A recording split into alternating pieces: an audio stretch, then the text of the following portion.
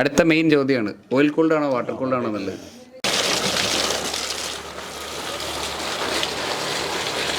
അതിൻ്റെ സെൻറ്ററിൽ വരുന്നതാണ് പൊടി. അപ്പോൾ സ്വാഭാവികമായിട്ടും ബോർവെൽ പമ്പുകൾ ഫിറ്റ് ചെയ്യാൻ നേരത്തുള്ള ഒന്നാമത്തെ സംശയം സാധാരണ നമ്മൾ കണ്ടുവരുന്ന ഇതേപോലെയുള്ള HD പൈപ്പാണ്. അപ്പോൾ ഇനിയുള്ള അടുത്ത പ്രശ്നം സബ്മേഴ്സിബിൾ പമ്പ് വേണോ കംപ്രസർ പമ്പ് വേണോ എന്നുള്ളതാണ്. നമ്മുടെ സർവീസ് സെൻ്റർ ഉണ്ട്, മോട്ടോർ വൈൻഡിങ് ഉണ്ട്. മോട്ടറിൽ വെള്ളം ഒഴിക്കാതെ കത്തിച്ച മോട്ടറുകൾ വൈൻഡ് ചെയ്തേണ്ട അവസ്ഥ വന്നിട്ടുണ്ട്. എന്താണ് ക്ലാസിക്കിനെ കുറിച്ചുള്ളൊരു പൊതു അഭിപ്രായം? അതേപോലെ എല്ലാ ബോർവെല്ലിലും ഇതിലും മിനറൽസ് കൂടുതലാന്നുള്ള ഒരു സംഗതി ഉണ്ടല്ലോ ബോർവെല്ലിൽ. ഇങ്ങനെ സൈറ്റിൽ പോയിട്ട് മറ്റേ വെള്ളം മോട്ടർ ഫിറ്റ് ചെയ്ത് വെള്ളം കയറാണ്ട് വന്ന് കെട്ടിയിട്ട് തല്ലിയ കഥകൾ അങ്ങനെ എന്തെങ്കിലും ഉണ്ടോ? ഞാനെന്നുള്ളത് എൻ്റെ സ്വന്തം നാടായ പെരുമ്പാവൂരിനടുത്ത് അല്ലപ്ര എന്ന് പറയുന്ന ഒരു ചെറിയ ഗ്രാമപ്രദേശത്താണ്. ഞാൻ അവിടെ വന്നതിൻ്റെ ഉദ്ദേശം എന്ന് പറഞ്ഞു കഴിഞ്ഞാൽ ഏകദേശം 170 അടി ആഴമുള്ള ഒരു ബോർവെൽ ഇവിടെ ഡ്രിൽ ചെയ്തിട്ടുണ്ട്. ആ ബോർവെല്ലിലേക്ക് നമ്മുടെ ക്ലാസിക്കിൻ്റെ ഒരു മോട്ടർ ഇറക്കുന്നതിനെ കുറിച്ചാണ് നമ്മുടെ ഇന്നത്തെ വീഡിയോ. പക്ഷേ മെയിൻ ഒരു സബ്ജക്റ്റ് എന്ന് പറഞ്ഞു കഴിഞ്ഞാൽ നമുക്കിന്ന് വളരെ എക്സ്പീരിയൻസ്ഡ് ആയിട്ടുള്ള 2 ടെക്നീഷ്യന്മാർ നമ്മുടെ കൂടെ ഉണ്ട്. അവരോട് നമുക്ക് ബോർവെല്ലിനെ കുറിച്ചുള്ള ചില സംശയങ്ങൾ, സ്വാഭാവികമായിട്ട് ഈ ബോർവെൽ ഡ്രിൽ ചെയ്യുന്നതിന് മുന്നേയും ബോർവെൽ ഡ്രിൽ ചെയ്തതിന് ശേഷം പല പ്രശ്നങ്ങൾ പലരും ഫേസ് ചെയ്യാറുണ്ട്. ആ ഒരു പ്രശ്നങ്ങളെക്കുറിച്ച് മാക്സിമം നമുക്ക് അറിയാവുന്ന രീതിയിലുള്ള ചോദ്യങ്ങൾ ചോദിക്കുക, അതിൽ നിന്ന് മാക്സിമം വിവരങ്ങൾ കളക്ട് ചെയ്യുകയാണ് നമ്മുടെ ഇന്നത്തെ വീഡിയോ. അപ്പോൾ എല്ലാവർക്കും നമസ്കാരം, ഞാൻ എൽദോസ്. തുണ്ടത്തിൽ ട്രേഡേഴ്സിൻ്റെ മറ്റൊരു വീഡിയോയിലേക്ക് എല്ലാവർക്കും സ്വാഗതം. ഇന്നത്തെ നമ്മുടെ വർക്ക് ലീഡ് ചെയ്യുന്നത് നമ്മുടെ 2 മെയിൻ ടെക്നീഷ്യന്മാരാണ്. ഒന്ന് ഈ നിൽക്കുന്ന ബിനിച്ചേട്ടനെ പല വീഡിയോയിലൂടെ എല്ലാവർക്കും വളരെ സുപരിചിതമായിട്ടുള്ള മുഖമായിരിക്കും. ബിനിച്ചേട്ടൻ തിരിയും. യെസ്, ബിനിച്ചേട്ടനെ എല്ലാവർക്കും അറിയാം. ഇനി അധികം കണ്ട് പരിചയമില്ലാത്ത ഒരാളാണ് ഈ നിൽക്കുന്ന മനോജേട്ടൻ. അപ്പോൾ അപ്പോൾ ഈ രണ്ട് ടെക്നീഷ്യന്മാരോട് നമുക്ക് ബോർവെല്ലിനെ കുറിച്ചുള്ള ചില ചോദ്യങ്ങൾ ചോദിക്കാം. ഫിറ്റിങ്ങിൽ വരുന്ന സാധാരണക്കാർക്ക് ഉണ്ടാകുന്ന സംശയങ്ങൾ ചോദിക്കാം. അതേപോലെ വീടിൻ്റെ ഉടമസ്ഥനാണ് എല്ലാം ഓടിപ്പോകുന്നത്. ഇത് നമ്മുടെ സ്വന്തം ജോബിച്ചേട്ടനാണ്, നമ്മുടെ കടയിൽ തന്നെ വർക്ക് ചെയ്യുന്ന ജോബിച്ചേട്ടനാണ്. ചേട്ടൻ്റെ സ്ഥലത്താണ് നമ്മളിന്ന് മോട്ടോർ സെറ്റ് ചെയ്യുന്നത്. അപ്പോൾ സ്വാഭാവികമായിട്ടും ബോർവെൽ പമ്പുകൾ ഫിറ്റ് ചെയ്യാൻ നേരത്തുള്ള ഒന്നാമത്തെ സംശയം സാധാരണ നമ്മൾ കണ്ടുവരുന്ന ഇതേപോലെയുള്ള HD പൈപ്പാണ്. ഈ HD പൈപ്പും ഉണ്ട്, അതേപോലെ 3 മീറ്റർ വരുന്ന ത്രെഡഡ് പൈപ്പ്, കോളം പൈപ്പും ഉണ്ട്. അപ്പോൾ HD പൈപ്പ് വേണോ കോളം പൈപ്പ് വേണോ? അതാണ് എല്ലാവരും ആദ്യത്തെ സംശയം. ബെസ്റ്റ് കോളം പൈപ്പ് തന്നെ. കോളം പൈപ്പ് കാരണം അതിൻ്റെ ഡ്യൂറബിലിറ്റിയും അതിൻ്റെ സ്ട്രെങ്ത്ത് ഏത് കേജ് വേണം സെലക്ട് ചെയ്യാം. അതുപോലെ അത്രയ്ക്ക് ലോഡിങ് കപ്പാസിറ്റി ആ പൈപ്പിനുണ്ട്. HD ബൾജ് ആവാനും പൊട്ടാനും സാധ്യത കൂടുതലാണ്. ഓക്കെ, അപ്പോൾ എന്തുകൊണ്ടാണ് കൂടുതലും എല്ലാ സ്ഥലങ്ങളിലും നമ്മൾ HD പൈപ്പ് ഇറക്കുന്നത്? അതിന് കാരണം ഓക്കെ. അപ്പോൾ ഇനി മനോജേൻ്റെ അഭിപ്രായത്തിൽ എന്താണ്, HD പൈപ്പ് വേണോ കോളം പൈപ്പ് വേണോ? ഡിഫറൻസ് HD പൈപ്പ് ആണ് ഞാൻ നോക്കിയിട്ട് കുറച്ചും കൂടി പ്രിഫർ ചെയ്യുന്നു. ഓക്കെ, കാരണം അത് ഫ്ലെക്സിബിളാണ്, കുറച്ചും കൂടി നമുക്ക് ഇൻസ്റ്റാളേഷൻ എളുപ്പമാണ്. പെട്ടെന്ന് കോള പൈപ്പിനേക്കാൾ പെട്ടെന്ന് ഇൻസ്റ്റാൾ ചെയ്ത് പോവാം. ഇപ്പോൾ ഇത് സ്ഥലം കുറവാണെങ്കിൽ പോലും നമുക്ക് ഇത് ഇറക്കിയിട്ടിട്ട് പോകാവുന്നതേ ഉള്ളൂ. ഓക്കെ, അപ്പോൾ നമ്മൾ ഈ കുറേ പ്രഷർ വിത്ത്സ്റ്റാൻഡ് ചെയ്യേണ്ട, കൂടുതൽ നമ്മൾ ആദ്യം പറഞ്ഞ ഒരു 20-25 kg ഒക്കെ പ്രഷർ വിത്ത്സ്റ്റാൻഡ് ചെയ്യേണ്ട സ്ഥലങ്ങൾ വന്നു കഴിഞ്ഞാൽ അത് കോളം പൈപ്പ് തന്നെ ചെയ്യാൻ പറ്റും. കോളം പൈപ്പ് ചെയ്യാൻ പറ്റുള്ളൂ. ഓക്കെ, അപ്പോൾ ഒരു ബേസിക് കൺക്ലൂഷൻ ഇതാണ്, നമുക്ക് വർക്ക് എളുപ്പം ഇതാണ്. ഫ്ലെക്സിബിലിറ്റി ഉണ്ട്, കൈകാര്യം ചെയ്യാനൊക്കെ കമ്പാരിറ്റീവ്ലി എളുപ്പമാണ്, വർക്കൊക്കെ എളുപ്പമാണ്. പക്ഷേ കൂടുതൽ പ്രഷർ വിത്ത്സ്റ്റാൻഡ് ചെയ്യുന്ന സ്ഥലങ്ങളിൽ ആവറേജ് ഒരു 250 മീറ്റർ 300 മീറ്റർ 350 മീറ്റർ ഒക്കെ ഡെപ്ത് വരുന്ന സ്ഥലങ്ങളിലേക്ക് നമുക്കിത് യൂസ് ചെയ്യാൻ പറ്റില്ല. അപ്പോൾ നമുക്ക് അങ്ങനെയാണെങ്കിൽ വർക്ക് സ്റ്റാർട്ട് ചെയ്യാം. വർക്ക് സ്റ്റാർട്ട് ചെയ്യാം. അതിൻ്റെ ഇടയ്ക്ക് മനോജേട്ടൻ പറഞ്ഞൊരു കാര്യമാണ്, ഇതിൽ ഡ്രൈ റൺ വന്നു കഴിഞ്ഞാൽ പൊട്ടാൻ സാധ്യത ഉണ്ടാവുമെന്ന് പറഞ്ഞ തോന്നി. ഡ്രൈ റൺ വരുമ്പോഴത്തേക്കും പമ്പിലെ ഫ്രിക്ഷൻ കൂടും. ഫ്രിക്ഷൻ വരുമ്പോഴത്തേക്കും വാട്ടറിൻ്റെ ടെമ്പറേച്ചർ റേസ് ആവും. അപ്പോൾ ഈ പ്രഷർ റേറ്റിംഗ് ആയിരിക്കില്ല. ആ ടെമ്പറേച്ചറിൻ്റെ ഇൻക്രീസ് ചെയ്യുന്നതിനനുസരിച്ച് അതിൻ്റെ പ്രഷർ റേറ്റിംഗ് മാറും, പൈപ്പ് പൊട്ടിക്കും. അപ്പോൾ നമ്മൾ പൈപ്പ് HD പൈപ്പ് എടുക്കാൻ നേരത്ത് അതിൻ്റെ ഗേജും അതിൻ്റെ ബ്രാൻഡ് കാര്യങ്ങളൊക്കെ അതിൽ മെൻഷൻ ചെയ്തിട്ടുണ്ടാവും. ഇതിപ്പോൾ നിലവിൽ 8 kg വരുന്നൊരു പൈപ്പാണ് നമ്മൾ എടുത്തേക്കുന്നത്. PE80 ആണ്. PE80 എന്ന് പറഞ്ഞാൽ ഇതിൻ്റെ PN80 എന്ന് പറഞ്ഞാൽ 8 kg ഉള്ള കാവൽ ബ്രാൻഡിൽ വരുന്നൊരു HD പൈപ്പാണ് ഇവിടെ യൂസ് ചെയ്യുന്നത്. അപ്പോൾ നമ്മളിന്ന് ഇവിടെ സെറ്റ് ചെയ്യുന്നത് ക്ലാസിക്കിൻ്റെ 1 HP 8 സ്റ്റേജ് വരുന്നൊരു പമ്പാണ്. ആശാൻ എത്രണ്ണം ക്ലാസിക്കിൻ്റെ സെറ്റ് ചെയ്തിട്ടുണ്ടാവും? ഏകദേശം 100 എന്താണ് ക്ലാസിക്കിനെ കുറിച്ചുള്ളൊരു പൊതു അഭിപ്രായം? കംപ്ലൈൻറ്റ് കുറവാണ്. ഓക്കെ, ബഡ്ജറ്റ് ഫ്രണ്ട്ലി ആയിട്ട് കൊടുക്കാവുന്ന ഒരു മോഡൽ. സ്വന്തം സാധനം ആയതായിരുന്നു ഞാനിങ്ങനെ ചോദിച്ച് പ്രൊമോട്ട് ചെയ്യാം. സ്വന്തം ടെക്നീഷ്യനാണ്. ആശാന്റെ വീട്ടിലിരിക്കുന്ന മോട്ടർ ഏതാന്ന് മാത്രം പറഞ്ഞാൽ മതി. ബോർവെല്ലിരിക്കുന്ന മോട്ടർ ഏതാണ്? അത് ക്ലാസിക്. അത് പറഞ്ഞാൽ മതി, ഇനി പൊട്ടിക്കാം. ക്ലാസിക്കിൻ്റെ 1 HP 8 സ്റ്റേജാണ്. 200 അടിയാണ് ഇതിൻ്റെ ഹെഡ് വരുന്നത്. നമ്മൾ ആവറേജ് 168 അടി, അപ്പോൾ ഒരു 20 അടിയോളം ക്ലിയറൻസ് കൊടുത്തിട്ടായിരിക്കും മോട്ടർ ഇറക്കുന്നത്. അതിനനുസരിച്ചുള്ള ലെങ്ത്തിലായിരിക്കും നമ്മൾ പൈപ്പ് ഒരു 5 മീറ്റർ എക്സ്ട്രാ ആയിരിക്കും അതിൻ്റെ കയറൊക്കെ എടുത്തേക്കുന്നത്. ഈ മോട്ടറിൻ്റെ സെലക്ഷനിൽ എല്ലാവർക്കും പറ്റുന്നൊരു കാര്യം എന്ന് പറഞ്ഞു കഴിഞ്ഞാൽ ഓവർ ഹെഡുള്ള പമ്പുകൾ വയ്ക്കും. അതായത് നമ്മളിപ്പോൾ സെലക്ട് ചെയ്തേക്കുന്നത് നമുക്ക് ആവറേജ് 170-175 അടി ഹെഡ് വരുന്നിടത്ത് നമ്മളൊരു 200 അടിയുടെ പമ്പ് വെച്ചേക്കുന്നത്. ഇപ്പോൾ ഒരു ചിലർ പറയുന്നത് ഒരു 300 അടിയുടെ പമ്പ് ഇരുന്നോട്ടെ, 350 അടിയുടെ പമ്പ് ഇരുന്നോട്ടെ എന്നൊക്കെ പറയും. അപ്പോൾ അതിനെക്കുറിച്ച് ബിനിച്ചേട്ടൻ്റെ അഭിപ്രായം?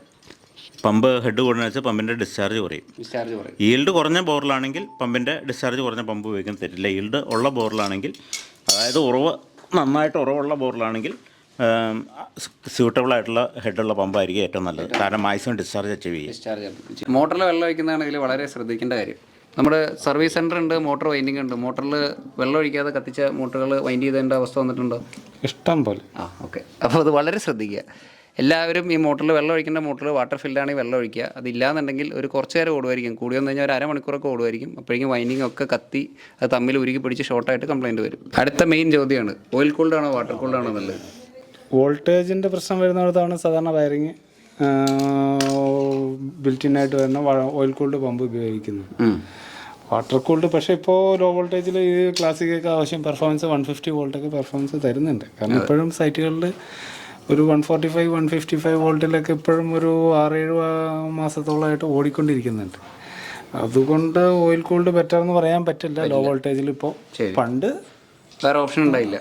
അതെ, അതാണ്. അപ്പോൾ അതിൽ പണ്ട് ഇതേപോലെ ഓയിൽ കൂൾഡ് പമ്പുകളിലാണ് നമുക്ക് ലോ വോൾട്ടേജിലുള്ള ഒരു ഓപ്ഷനേ ഉണ്ടായുള്ളൂ. അപ്പോൾ ആ സമയത്ത് ഇറങ്ങിക്കൊണ്ടിരുന്ന വാട്ടർ കൂൾഡ് പമ്പുകളിലെല്ലാം വളരെ ഹൈ വോൾട്ടേജിൽ, അതായത് വോൾട്ടേജ് ഉള്ള സ്ഥലത്ത് മാത്രമാണ് വർക്ക് ചെയ്തുകൊണ്ടിരുന്നത്. ഇപ്പോൾ അതൊക്കെ മാറി. ഇപ്പോൾ അതിൻ്റെ വൈൻഡിങ് ഡിസൈനൊക്കെ മാറി കഴിഞ്ഞപ്പോൾ 150 വോൾട്ടിലും 160 വോൾട്ടിലൊക്കെ വാട്ടർ കൂൾഡ് പമ്പുകൾ സുഖമായിട്ട് വർക്ക് ചെയ്യുന്നുണ്ട്. ഇപ്പോൾ ഇത് വൈൻഡ് ചെയ്യാനും അല്ലെങ്കിൽ മെയിൻറ്റെയിൻ ചെയ്യാനൊക്കെ ഏതായിരിക്കും ഏറ്റവും എളുപ്പം?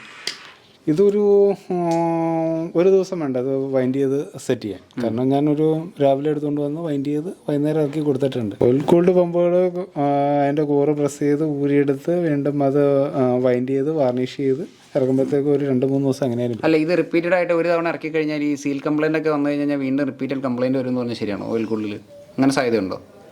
ഞാൻ ചെയ്തതിൽ കംപ്ലൈൻറ്റുകൾ കണ്ടിട്ടില്ല. കാരണം ഞാൻ കൂടുതൽ എനിക്ക് തോന്നുന്നത് കൂടുതൽ വൈൻഡ് ചെയ്തതൊന്നും അതേ അങ്ങനെ തിരിച്ച് വന്നിട്ടില്ല. ലൈറ്റ്നിങ് അല്ലാതെ വേറെ ഒന്നും തിരിച്ച് വന്നിട്ടില്ല. ഈ കൂടുതൽ റൺ ചെയ്യുന്ന സമയത്ത് പിന്നെ വേറൊരു ഇഷ്യൂ, ഈ ഓയിൽ കൂൾഡ് പമ്പിൻ്റെ ഒരു ഡിസഡ്വാൻറ്റേജ് എന്താണെന്ന് വെച്ച് കഴിഞ്ഞാൽ ഇതിൻ്റെ കപ്പാസിറ്റർ പോവുകയോ കപ്പാസിറ്റർ വീക്കാവുകയോ ചെയ്ത് കഴിഞ്ഞാൽ ഇത് മോട്ടർ ഹീറ്റാകുമ്പോൾ ഇതിൻ്റെ ഓയിൽ തിളച്ചിട്ട് പുറത്തേക്ക് തള്ളിപ്പോവും. പുറത്തേക്ക് തള്ളിപ്പോൾ പിന്നെ അതിൻ്റെ ഉള്ള വാക്വം പഴയ ടെമ്പറേച്ചറിലേക്ക് എത്തുമ്പോഴത്തേക്കും വെള്ളം കയറി കഴിഞ്ഞ് പിന്നെ മോട്ടർ ഡാമേജ് ആണ്. Oil cooled. പക്ഷേ വാട്ടർ കൂൾഡിന് ഇതിൻ്റെ അഡ്വാൻറ്റേജ് എന്താണെന്ന് വെച്ച് കഴിഞ്ഞാൽ ഈ വെള്ളം തിളച്ച് പുറത്തേക്ക് പോയി കഴിഞ്ഞാൽ വീണ്ടും തണുക്കുമ്പോൾ തിരിച്ച് വെള്ളം തന്നെയാണ് കയറുന്നത്. അതുകൊണ്ട് വേറെ കംപ്ലൈൻറ്റ്. എക്സ്പാൻഡ് ചെയ്ത് പുറത്ത് വന്ന ഓയിൽ കിണറിലേക്കാണ് വരുന്നത്. തിരിച്ചു കയറുമ്പോൾ വെള്ളം കയറുകയും ചെയ്യും. ഓയിൽ വെള്ളോട്ട് വരും. അല്ല, ഇത്ര റിസ്ക് എടുത്ത ഒരു ഓയിൽ കൂൾഡ് പമ്പുകൾ ഈ കാലത്ത് സെറ്റ് ചെയ്യേണ്ട ആവശ്യമുണ്ടോ എന്നാണ് എൻ്റെ ചോദ്യം. ഇപ്പോൾ കമ്പാരിറ്റീവ്ലി കുറഞ്ഞല്ലോ. ഓക്കെ. എല്ലാ കമ്പനികളും തന്നെ അവരുടെ പാറ്റേൺ തന്നെ മാറ്റി. എല്ലാവരും വാട്ടർ കൂളിലേക്ക് എന്നുള്ളൊരു കൺസെപ്റ്റിലേക്ക് തന്നെ മാറി. പ്രമുഖ കമ്പനികൾ തന്നെ വാട്ടർ കൂൾഡ് പമ്പുകൾ ചെയ്യുന്നുണ്ട്. ഒരുമാതിരി ഓയിൽ കൂൾഡ് പമ്പുകളൊക്കെ അഴിച്ചു കഴിഞ്ഞാൽ അതിൻ്റെ അടിയിൽ വെള്ളം കിടപ്പുണ്ടാവും. വെള്ളം അടിയിൽ കെട്ടിക്കുന്ന ഓയിൽ മുകളിലും വന്ന് നിൽപ്പുണ്ടാവും. അത് എനിക്ക് പറ്റിയിട്ടുള്ളത് ഈ സാധനം നമ്മൾ ശ്രദ്ധിക്കാതെ എടുത്ത് ചരിച്ചു വെക്കും. ചരിച്ചു വെച്ചിട്ട് വീണ്ടും രണ്ടാമത് സെറ്റ് ചെയ്യുമ്പോഴത്തേക്ക് വെള്ളം മുകളിലും കണക്ഷൻ സൈഡിൽ വന്നിട്ട് ഷോർട്ടായിട്ടുണ്ടാവും. ഇറക്കി കഴിയുമ്പോഴത്തേക്കും ഇത് ഇറക്കി കഴിഞ്ഞതിന് ശേഷം ഈ ഷോർട്ടിങ് കാണിക്കുള്ളൂ. അതുവരെ മെഗർ ഒക്കെ പക്കയായിരിക്കും. ഇതിൻ്റെ അടിയിൽ വാട്ടർ കണ്ടന്റ് കിടക്കുന്നതുകൊണ്ട് ഇത് തിരിച്ച് നമ്മൾ എവിടെയെങ്കിലും കിടത്തി വെച്ച് പോയി കഴിഞ്ഞാൽ, ശ്രദ്ധിക്കാതെ കിടത്തി വെച്ച് പോയി കഴിഞ്ഞാൽ ഈ വെള്ളം മുകളിൽ കണക്ഷൻ സൈഡിൽ വരും. കണക്ഷൻ സൈഡിൽ വരുമ്പോൾ അത് അവിടെ ഷോർട്ടാവും. അവിടെ വാട്ടർ കണ്ടന്റ് ആയി. പിന്നെ തിരിച്ച് ഇറക്കുമ്പോൾ അവിടെ ആ ജോയിന്റ് കത്തിപ്പോവും. ശരി. അങ്ങനെ ഒരു ഇഷ്യൂ ഓയിൽ കൂൾഡിനുണ്ട്. കംപ്ലൈൻറ്റ് വരുന്നുണ്ട്. ഓക്കെ. പൊക്കിയെടുത്ത് നമ്മൾ വെക്കുമ്പോഴത്തേക്ക് ശ്രദ്ധിച്ചില്ലെങ്കിൽ ഈ പ്രശ്നം വരും. ഇപ്പം നമ്മൾ സാധാരണ ഇതേപോലെ യൂസ് ചെയ്യാൻ നേരത്ത് എന്തായാലും കയർ ഇതിൽ ഡയറക്റ്റ് നമുക്ക് കൊടുക്കാൻ പറ്റില്ല. അപ്പോൾ ഇതിൽ ചിലർ എസ് ഹുക്ക് കൊടുക്കുന്നുണ്ട്. നമ്മളിതിൽ സ്റ്റീൽ റോപ്പും ക്ലാമ്പുമാണ് കൊടുക്കുന്നത്. സ്റ്റീൽ റോപ്പ് ക്ലാമ്പ് വേണോ എസ് ഹുക്ക് വേണോ? സ്റ്റീൽ റോപ്പും ക്ലാമ്പ് അല്ലെങ്കിൽ കോപ്പറേറ്റ് കൊടുക്കുകയായിരിക്കും നല്ലത്. എസ് ഹുക്കിന് എന്താണ് പ്രശ്നം? എസ് ഹുക്ക് ഈ ഒരു അളവ് ഉണ്ടാവുള്ളൂ. അപ്പോൾ റോപ്പ് കോർത്ത് ഇങ്ങനെ എടുക്കുമ്പോൾ ഈ പമ്പിനേക്കാൾ ബൾജ് ചെയ്തിരിക്കും റോപ്പ്.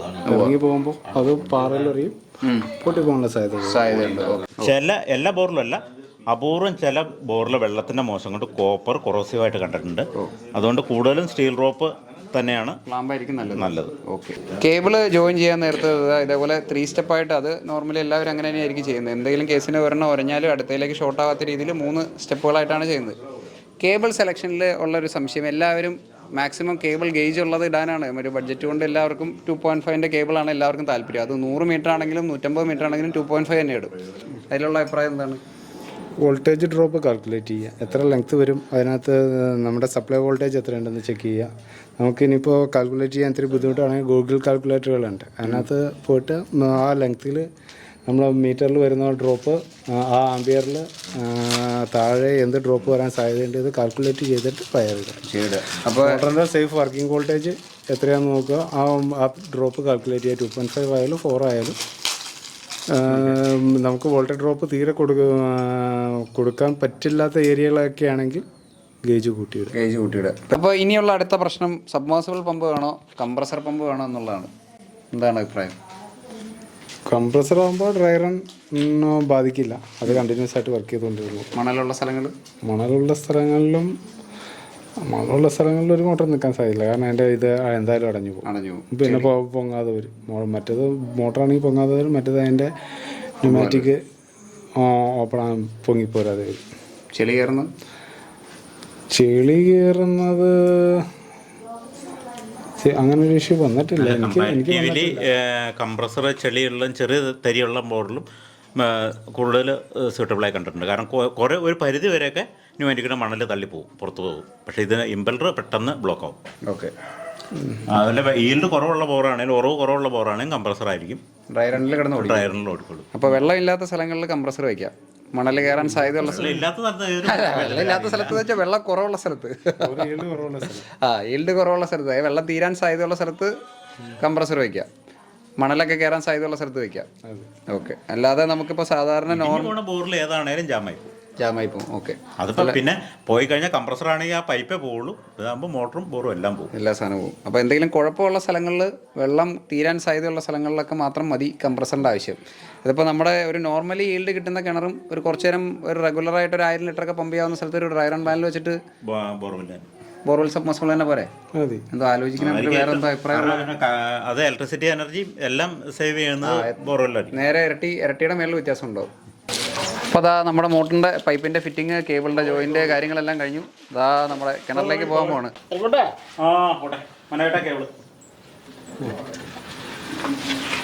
ഓക്കെ. അപ്പോൾ നമ്മുടെ മോട്ടർ ഇതാ താഴേക്ക് പോയിക്കൊണ്ടിരിക്കുകയാണ്. വാട്ടർ ലെവൽ നമുക്ക് മേലിൽ തന്നെ കാണാൻ പറ്റുന്നൊരു ബോർവെല്ലാണ്. അത്യാവശ്യം മേലിൽ തന്നെ ഉണ്ട് വാട്ടർ ലെവൽ. ഓക്കെ. ഇത് നമ്മുടെ ബോർവെൽ ഡ്രിൽ ചെയ്ത് നമ്മുടെ GMG ബോർവെൽസ് എന്ന് പറഞ്ഞാൽ നമ്മുടെ തന്നെ ഒരു സുഹൃത്താണ് ബോർവെൽ ഡ്രിൽ ചെയ്ത്. അപ്പോൾ ഈ ബോർവെലിനെ കുറിച്ചുള്ള ഏകദേശ അവസ്ഥ കാര്യങ്ങളൊക്കെ നമുക്കറിയാം. വേറെ പ്രശ്നങ്ങളൊന്നും ഇല്ല, ബോൾഡർ ഇല്ല, ഡ്രൈ ഹോളോ പ്രശ്നങ്ങളൊന്നും ഇല്ലാത്ത ബോറാണെന്ന് പറഞ്ഞുകൊണ്ടാണ് നമ്മൾ ഇറക്കി വിടുന്നത്. ഇല്ലെങ്കിൽ എന്തെങ്കിലും സംശയമുള്ള ബോർവെല്ലൊക്കെ ആണെന്നുണ്ടെങ്കിൽ നമ്മൾ ആദ്യം ഡമ്മി ഇറക്കി നോക്കി അതിൻ്റെ ഡെപ്തും ക്ലിയറൻസൊക്കെ ഉറപ്പാക്കിയതിന് ശേഷമാണ് നമ്മൾ ഇറക്കുള്ളൂ. ഇത് നമുക്കറിയാവുന്ന പാർട്ടി ഡ്രിൽ ചെയ്തതായതുകൊണ്ട് നമ്മൾക്ക് അതിൻ്റെ ആവശ്യമില്ല.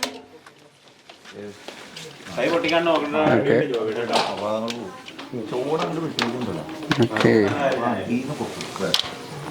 ബാക്കിയുള്ള പൈപ്പാണ് കാണുന്നത്. 5-6 മീറ്ററോടെയാണ് ബാക്കിയുള്ളൂ. നമ്മളതിൻ്റെ എൻഡിൽ ഇതാ ക്യാപ്പ് കാര്യങ്ങളൊക്കെ ഓൾറെഡി കണക്ട് ചെയ്ത് വെച്ചേക്കാണ്. ക്യാപ്പ്, പട്ടക്ലാമ്പ് എല്ലാം കണക്ട് ചെയ്ത് റെഡിയാക്കി വെച്ചേക്കുന്നതാണ്.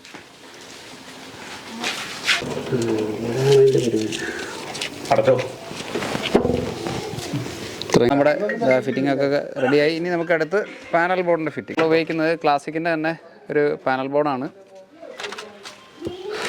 Classic panels. Okay. Contractor type. Okay. Ready. Okay.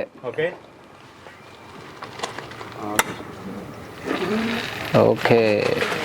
Oh yes. Oh my God. എൻ്റെ ഓ യെസ്.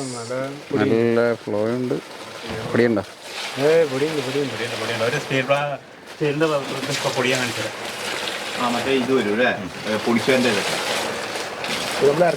ഓക്കെ. നല്ല ഡിസ്ചാർജ് ഉണ്ട്. നല്ല ത്രോ ഇട്ടുണ്ട്. പുറത്തേക്ക് ഇത്തിരി നീട്ടി അങ്ങ് അടിച്ചു നോക്കി. ഓക്കെ.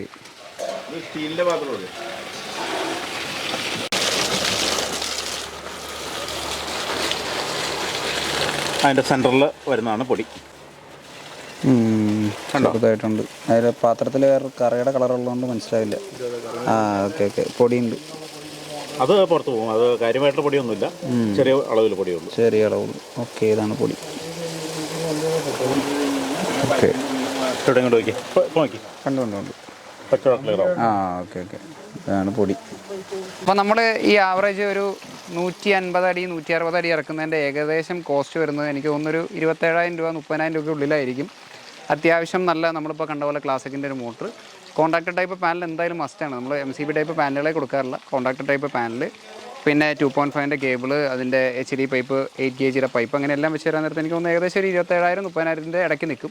അത് നിങ്ങളുടെ കേബിളിൻ്റെ ലെങ്ത്ത് കൂടുന്നതിനനുസരിച്ച്, നിങ്ങളുടെ പൈപ്പിൻ്റെ ലെങ്ത്ത് കൂടുന്നതിനനുസരിച്ചും ഒക്കെ ആയിരിക്കും അതിൽ മാറ്റം വരും. അപ്പോൾ ഏകദേശം ഒരു എസ്റ്റിമേറ്റ് എന്ന് പറഞ്ഞാൽ ഇതാണ്, നിങ്ങൾ കണ്ടറിയാം. ഇതിപ്പോൾ ഏകദേശം പമ്പ് ചെയ്തിട്ട് എനിക്ക് തോന്നുന്നു ഒരു അരമണിക്കൂറിന് മേളിലായി കാണും.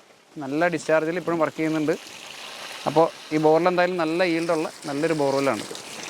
ആംബിയർ നിലവിലെടുക്കുന്നത് എത്രയാണ്? 6.5 ആംബിയർ ആണ് കറണ്ട് എടുക്കുന്നത്. ഓക്കെ, ചേട്ടൻ കൈ എല്ലായിടത്തും ചെയ്യുന്ന ഒരു കയ്യും മുഖം കഴുകുക എന്നുള്ള. നമ്മൾ സ്റ്റാർട്ടിങ്ങിൽ പമ്പ് ചെയ്തപ്പോൾ കണ്ട വെള്ളത്തിന്റെ ഫോഴ്സ് ഇപ്പോൾ സ്വാഭാവികമായിട്ടും കുറച്ച് കുറഞ്ഞിട്ടുണ്ട്. അത് നമ്മുടെ വാട്ടർ ലെവൽ ഇപ്പോൾ താഴേക്ക് ഇരുന്നു എന്നുള്ള വിചാരിക്കാം. അത് പമ്പിന്റെ ഇഷ്യൂ അല്ല, അത് ബോറിന്റെ സ്റ്റോറേജ് കഴിയുമ്പോഴത്തേക്കും പിന്നെ വെയിനിൽ നിന്നുള്ള ഡിസ്ചാർജാണ് കിട്ടുന്നത്. ആ വെയിൻ്റെ ഡിസ്ചാർജാണ് കാണിക്കുന്നത്. ഇനിയിപ്പോൾ കണ്ട ആ ഡിസ്ചാർജ് അനുസരിച്ച് വെള്ളം തീരാനുള്ള ഒരു സാധ്യത ഉണ്ടോ? സാധ്യത കുറവായിരിക്കും. ആ വെയിൻ ഒരു 10 മിനിറ്റ് 15 മിനിറ്റ് കഴിഞ്ഞാൽ പിന്നെ വെയിൻ്റെ ഡിസ്ചാർജാണ് കിട്ടുന്നത്. ഓക്കെ, അപ്പോൾ ഇതിൽ നോർമലി ഡിസ്ചാർജ് കണ്ടിന്യൂസ് ആയിട്ട് കിട്ടാൻ സാധ്യതയുണ്ട്. ആ ഡിസ്ചാർജ് കണ്ടിന്യൂസ് കിട്ടാൻ സാധ്യതയുണ്ട്. ആ ലൈനിൽ വേറെ ഡ്രില്ല് വന്നിട്ടില്ലേ, വന്നിട്ടില്ല. ഇനി വേറെ ആരെങ്കിലും ഈ വെയിനിൽ ഡ്രില്ല് വന്നു കഴിഞ്ഞാൽ ഡിസ്ചാർജ് കുറയാൻ സാധ്യതയുണ്ട്. ഓക്കെ, നിങ്ങൾ സൈറ്റിൽ പോയിട്ട് മറ്റേ വെള്ളം മോട്ടർ ഫിറ്റ് ചെയ്ത് വെള്ളം കയറാണ്ട് വന്ന് കെട്ടിയിട്ട് തല്ലിയ കഥകൾ അങ്ങനെ എന്തെങ്കിലും ഉണ്ടോ? കെട്ടിയിട്ട് തല്ലിയ കഥകളൊന്നുമില്ല. വെള്ളം കിട്ടാതെ ഇഷ്ടം പോലെ വന്നിട്ടുണ്ട്. ഓക്കെ, കാരണം എന്നാന്ന് വെച്ച് കഴിഞ്ഞാൽ ബോറ് ഡ്രില്ല് ചെയ്ത് അവർ പറയും ഇതിനകത്ത് പമ്പ് ഇറക്കണ്ടെന്ന് പറയും. അപ്പോൾ പിറ്റേ ദിവസം അല്ലെങ്കിൽ ഒരാഴ്ച കഴിഞ്ഞൊക്കെ നോക്കുമ്പോൾ നിറയെ വെള്ളം കിടപ്പുണ്ടാവും. മേടിച്ചോ വെച്ചോ എന്ന് പറയും. നമ്മൾ പറയും അത് പമ്പ് ഇറക്കണ്ട, അവർ എന്താ ഈൽഡ് പറഞ്ഞേക്കുന്നതെന്ന് ആദ്യം ചോദിക്കും. ബോറുകാരോട് ചോദിക്കാൻ പറയും. ചോദിക്കുമ്പോൾ അവർ വെള്ളം കിട്ടിയിട്ടില്ല, നിങ്ങൾ പമ്പ് ഇറക്കണ്ട, നേരെ മുകളിൽ വരെയും വെള്ളം കിടപ്പുണ്ട്, പമ്പ് മേടിച്ചിറക്കിക്കോളാൻ പറയും. ഇറക്കി കഴിയുമ്പോൾ ഒരൊറ്റ പമ്പിങ്ങിന് ആ വെള്ളം തീർന്നു പോകും. പിന്നെ ഒരാഴ്ച കഴിഞ്ഞേക്ക് വെള്ളം വരും. അച്ഛൻ പറഞ്ഞല്ലോ എന്തോ 40 ലിറ്റർ മാത്രം കിട്ടിയെന്തോ കാര്യം പറഞ്ഞിട്ടു. അത് ഇതേപോലെ ചേട്ടൻ പറഞ്ഞ പോലെ ഈൽഡ് കുറഞ്ഞൊരു ബോറാണ്. അപ്പോൾ അതിനകത്ത് നിന്ന് ആകെ ഒരു ദിവസം പമ്പ് ചെയ്യാൻ കിട്ടുന്ന വെള്ളത്തിൻ്റെ അളവ് 40 ലിറ്ററേ കിട്ടുള്ളൂ. ഓ ശരി. അപ്പോൾ പക്ഷേ ആ കസ്റ്റമർ ആ പുള്ളിക്ക് 40 ലിറ്റർ വെള്ളം മതി അവിടെ. എന്താ വെച്ചാൽ കുടിവെള്ളം മതി. പുള്ളി മിനറൽ വാട്ടർ മേടിച്ച് ഉപയോഗിക്കുന്ന ആളാണ്. ഓ ശരി. ആ മിനറൽ വാട്ടറിൻ്റെ ഒരു മാസത്തെ ചിലവ് വെച്ച് കമ്പയർ ചെയ്യുമ്പോൾ പുള്ളിക്ക് ബോർവെല്ലാണ് ലാഭം. ഓ ശരി. അങ്ങനെ 40 ലിറ്റർ അങ്ങനെ ഒരു എക്സ്പെൻസ് ലൈഫ്. ഓ ശരി. അതേപോലെ നമുക്ക് എല്ലാ സ്ഥലത്തും ഡ്രില്ല് ചെയ്ത് പ്രോപ്പറായിട്ട് വെള്ളം കിട്ടണമെന്നില്ല. മെയിൻ കാര്യം നിങ്ങളിത് ഡ്രില്ല് ചെയ്ത് കഴിഞ്ഞിട്ട് നിങ്ങൾ ഡ്രില്ല് ചെയ്ത ആളോട് ചോദിച്ച് മനസ്സിലാക്കുക, അതിൻ്റെ ഈൽഡ് എത്രയുണ്ട്, അങ്ങനെയുള്ള കാര്യങ്ങളൊക്കെ ചോദിച്ച് മനസ്സിലാക്കിയിട്ട് വേണം നമ്മളതിൽ പമ്പ് വയ്ക്കുന്നത്, പമ്പിൻ്റെ ഒരു ഡിസ്ചാർജ് തീരുമാനിക്കുന്ന കാര്യങ്ങളൊക്കെ. നമ്മളെല്ലാ പമ്പുകളും എല്ലാ സ്ഥലത്തേക്കും സൂട്ടബിൾ അല്ല. അപ്പോൾ അത് കറക്റ്റായിട്ട് ഈൽഡ് ചോദിച്ച് മനസ്സിലാക്കിയിട്ട് വേണം നമ്മളൊരു പമ്പ് വയ്ക്കാനായിട്ട്. നമ്മളിപ്പോൾ ആ ബോർവെല്ലിൽ ചെറിയ രീതിയിലുള്ള പൊടി കണ്ടു. അപ്പോൾ അതെന്തെങ്കിലും പ്രശ്നമുള്ളതാണോ? ആ പൊടി പ്രശ്നമുള്ള നോർമലി ഉള്ള പൊടി. അത് വലിയ അളവ് പൊടി എന്ന് പറഞ്ഞാൽ ആ രീതിയിലല്ല. ശരിക്കും വെള്ളം കലങ്ങി തന്നെ വരും, പാല് കളറിൽ തന്നെ വെള്ളം കയറി വരും. ഓക്കെ, അപ്പോൾ ഇതിപ്പോൾ പ്രശ്നമുള്ളതല്ല. ഇത് നോർമലി ഈ മോട്ടറിൽ ഇതേപോലെ പൊടി കണ്ടു കഴിയുമ്പോൾ തന്നെ മോട്ടർ ഓഫ് ചെയ്യും, അങ്ങനെ ചെയ്യാമോ? അങ്ങനെ ചെയ്യാൻ പറ്റില്ല. അപ്പോൾ ചെയ്ത് കഴിഞ്ഞാൽ ആ മോട്ടറിനെ സ്റ്റക്കാക്കാൻ ഈ പൊടി തന്നെ ധാരാളം. ഓക്കെ, അപ്പോൾ അത് പമ്പ് ചെയ്ത് പുറത്ത് പോകണം. പമ്പ് ചെയ്ത് കഴിഞ്ഞാൽ സ്റ്റാർട്ട് ചെയ്ത് കഴിഞ്ഞാൽ വെള്ളം ക്ലിയർ ആവുന്നവരെ പമ്പ് ചെയ്യണം. അതേപോലെ എല്ലാ ബോർവെല്ലിലും ഇതിൽ മിനറൽസ് കൂടുതലാന്നുള്ള ഒരു സംഗതി ഉണ്ടല്ലോ ബോർവെല്ലിൽ. അപ്പോൾ അത് വെള്ളം ടെസ്റ്റ് ചെയ്യേണ്ടതുണ്ടോ? വെള്ളം ടെസ്റ്റ് ചെയ്യണം. എല്ലാ ബോറും വെള്ളം ടെസ്റ്റ് ചെയ്താൽ ഉപയോഗിക്കാൻ പറ്റില്ല. അതിൻ്റെ മിനറൽസിൻ്റെ പെർസെൻറ്റേജ് കൂടുതലാണെങ്കിൽ അയണൊക്കെ കൂടുതലാണെങ്കിൽ അത് തലവേദനയൊക്കെ ഉണ്ടാകാനുള്ള സാധ്യതയുണ്ട്. 0.3 mg ഏതാണ്ടാണ് പെർമിറ്റഡ് ലെവൽ. അതിൽ കൂടുതൽ കണ്ടാമിനേറ്റഡ് വാട്ടറാണ്. ഓക്കെ, അപ്പോൾ എല്ലാ ബോർവെൽ പമ്പുകളും നമുക്ക് ടെസ്റ്റ് ചെയ്തതിന് ശേഷം മാത്രമാണ് യൂസ് ചെയ്യാൻ പറ്റുള്ളൂ. പലരും ഉപയോഗിച്ചപ്പോൾ തന്നെ വെള്ളം കുടിക്കുന്നുണ്ട്. അങ്ങനെ കുടിക്കാതെ നിങ്ങൾ ആദ്യം ടെസ്റ്റ് ചെയ്യുക. ടെസ്റ്റ് ചെയ്തതിന് ശേഷം അത് നിങ്ങൾക്ക് കൺസ്യൂം ചെയ്യാൻ കുഴപ്പമില്ല എന്നുള്ള രീതിയിൽ ഉറപ്പാക്കിയിട്ട് വേണം ചെയ്യാനായിട്ട്. അപ്പോൾ ഇന്നത്തെ വീഡിയോയിലൂടെ നിങ്ങളുടെ ബോർവെൽ പമ്പുകളെ കുറിച്ചുള്ള ചെറിയ ചെറിയ സംശയങ്ങൾ, നിങ്ങൾ ചോദിക്കേണ്ട ചോദ്യം ഞാൻ ഇവരോട് ചോദിച്ചതേ ഉള്ളൂ. പല കാര്യങ്ങളും നമുക്ക് കുറച്ചൊക്കെ അറിയാവുന്നതാണെങ്കിലും നിങ്ങൾക്ക് വേണ്ടി ഞാൻ ആ ചോദ്യം ചോദിച്ചിട്ടുണ്ട്. നിങ്ങൾക്ക് ഈ വീഡിയോ ഇഷ്ടപ്പെടുമെന്ന് വിചാരിക്കുന്നു. ഇതേപോലെയുള്ള കൂടുതൽ വീഡിയോസ് കാണാനും കൂടുതൽ എക്സ്പെരിമെൻസും മോട്ടർ ഫിറ്റ് ചെയ്യുന്നത് ടെസ്റ്റ് ചെയ്യുന്നതൊക്കെ കാണാനായിട്ട് ഞങ്ങളുടെ തുണ്ടത്തിൽ ട്രേഡേഴ്സ് എന്ന ചാനൽ സബ്സ്ക്രൈബ് ചെയ്യുക. വീഡിയോസ് എല്ലാം ഇഷ്ടപ്പെടുന്നുണ്ടെങ്കിൽ ലൈക്ക് ചെയ്യുക, ഷെയർ ചെയ്യുക, സപ്പോർട്ട് ചെയ്യുക. Thank you.